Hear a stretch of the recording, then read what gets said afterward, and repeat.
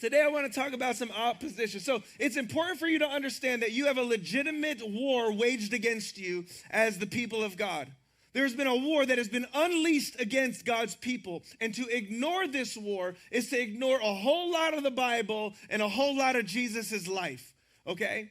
As a matter of fact, I'm going to go take it a little further and a little bit more specific. There is a spiritual war that includes demons and the devil that has been waged against you. Now, I know you brought a friend. You're like, what is he talking about? We're talking about demons. We're talking about the devil. Okay, I don't know. I just invited my friend for church. I got baptized last weekend, and now I'm here at church. You're talking about the devil and demons. Listen, you cannot not talk about devil and demons, right, as a follower of Jesus. Because to not talk about it is to ignore the vast majority of the life of Christ and the New Testament, okay?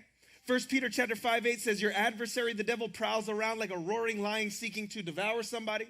Ephesians chapter 6 verse 12 says, we do not wrestle against flesh and blood, but against the rulers, against the authorities, against the cosmic powers over the present darkness, against the spiritual forces of evil in the heavenly places.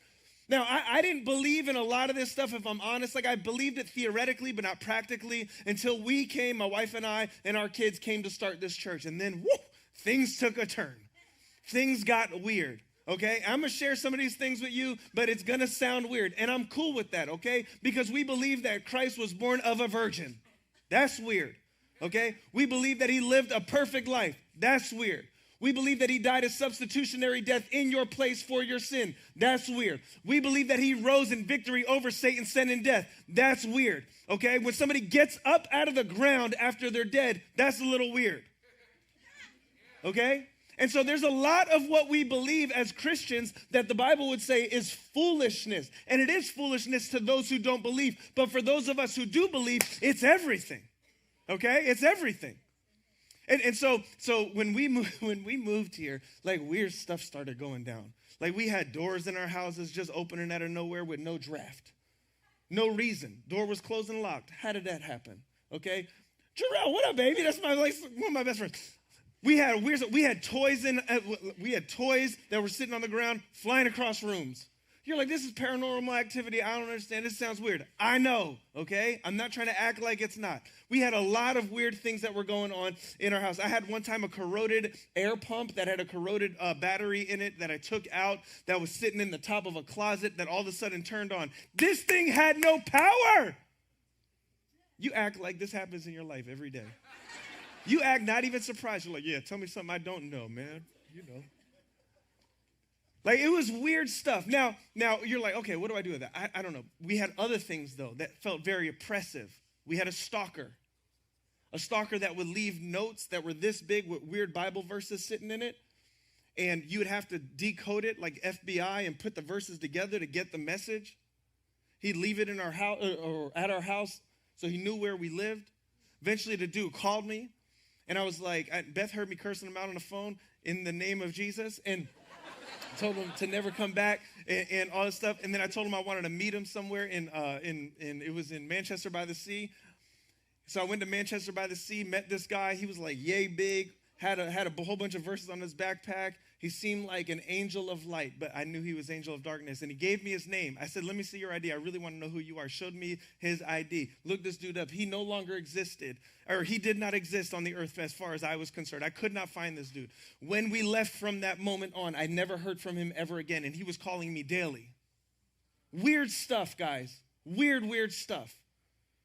Beth would walk in our house at times, feel a sense of weight and oppression, just crushing her chest to the point where she was fearful and at times couldn't breathe.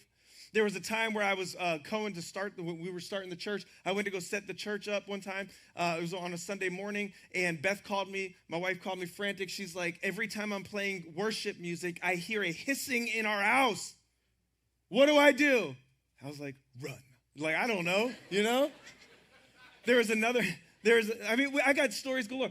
There was a time where Beth was sleeping in the middle of the night. It was like 2:30 in the morning, and she, little kids at the time, she heard a little pitter patter of the feet and somebody standing at our door, and she thought it was Daniel waiting for Dee to walk in the room. She's half awake, half asleep. One eye open, one eye closed. You know what it's like to be a parent of little kids. And finally, she sits up. She's like, Daniel, just come on in here, and it disappeared.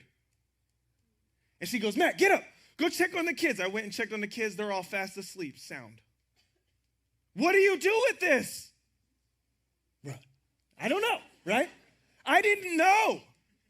I did not know. There was another time, Travis and Deshae, if you don't know who Travis is, he's one of our pastors here. Before they came to move here, they came to visit, and they were hanging with us, and they were sleeping in this, we call it like the upper room. We had this top floor bedroom that they were sleeping up in, and in the middle of the night, in the same way that Beth would feel this sense of oppression and weight on her chest, Travis was sleeping and laying in bed, and he was awakened by this, what felt like somebody sitting on his chest. He couldn't breathe. He taps Deshae. He's like, Deshae, I can't breathe. I need you to pray for me. She prayed for him real quick, and it released.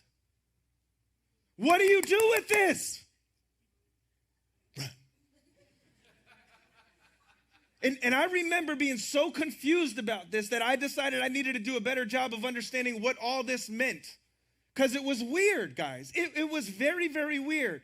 And you could write it off as all sorts of different things, right? He was having a cough attack, or she was sad, and everybody who does it, she was dreaming. You could write it off as all sorts of things, and I get it, and I would like to. But the truth is, I came to a reality that there was things going on beyond what my eyes can see that truly did exist, and I needed to figure out what it was. And so I remember emailing a bunch of people being like, yo, can you help me? Some pastors that I knew, some people who were partnering with us as we were going to plant the church and funding some of the things that we were trying to do as we were trying to establish Netcast right in the beginning. And I remember somebody sent me a book by an author by the name of Chip Ingram called The Invisible War. I remember reading it and almost reading as if I was reading my own story in there. And what I want to encourage you today is there's nothing to be fearful of, but this is real. This is a real thing.